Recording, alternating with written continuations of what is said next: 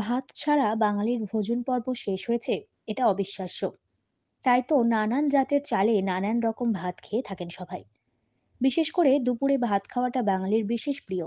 জানেন কি, ভাত সঠিকভাবে সেদ্ধ না হলে কিংবা একটু শক্ত থাকলে এটি শরীরের ক্ষতির কারণ হতে পারে।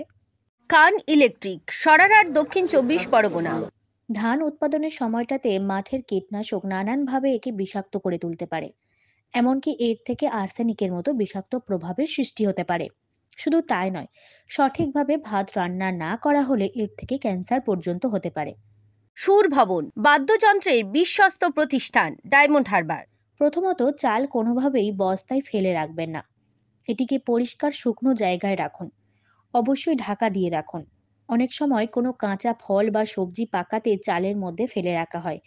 রিসর্ট বালুচর পাতিবুনিয়া নামখানা। সেই ক্ষেত্রে একটি পরিষ্কার কাপড় দিয়ে ঢেকে তারপরেই রাখলে ভালো হয়। কম রান্না হওয়া চাল একেবারেই খাওয়া উচিত নয়।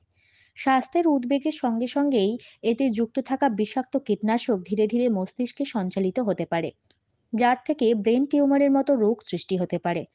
রিসর্ট বালুচর পাতিবুনিয়া নামখানা। তার সঙ্গে রান্নার আগে চাল ভালো করে ঠান্ডা জলে ধুয়ে নিন। পারলে অল্প একটু লবণ দিতে পারেন গরম জলতে। কাঁচা চাল খাওয়া কখনোই নিরাপদ নয়। এটিতে চূড়ান্ত মাত্রায় ব্যাকটেরিয়া সংক্রমণ থাকতে পারে, যা শরীর স্বাস্থ্য এবং পেটের পক্ষে খারাপ। এর ফলে বদহজম থেকে ডায়রিয়া, অনেক কিছুই হতে পারে। ব্রেনিয়াক হেরিটেজ স্কুল সরিষা মহিলা বিশ্ববিদ্যালয়ের বিপরীতে। আধা রান্না করা চালের থেকে বিষক্রিয়া ক্রমশই বাড়তে পারে, কারণ ভাত ক্ষতিকারক ব্যাকটেরিয়া যেমন ভ্যাসিলাস সেরিয়াসকে আশ্রয় দিতে পারে। তাই উচ্চ তাপমাত্রায় ভাত রান্না করা খুব দরকার। বেশিরভাগ ক্ষেত্রে দেখা যায় মহিলাদের মধ্যে ভাত থেকে সংক্রমণ হয় তুলনামূলক বেশি। মূলত ব্রেস্ট ক্যান্সার, এমনকি লিভার ক্যান্সার জাতীয় মারণ রোগের থেকে হতে পারে। বিশেষজ্ঞের পরামর্শ অনুযায়ী চাল সঠিকভাবে জীবাণুমুক্ত করতে গেলে আগের দিন রাত থেকে একে ভিজিয়ে রাখলে ভালো হয়। অল্প একটু লবণ ফেলে সারা রাত ভিজিয়ে রাখুন। পরের দিনে ঠান্ডা পরিষ্কার জলে দিয়ে ধুয়ে নিন। তাই নিজের খাবার এবং শরীরের প্রতি কখনোই আপোষ করবেন না।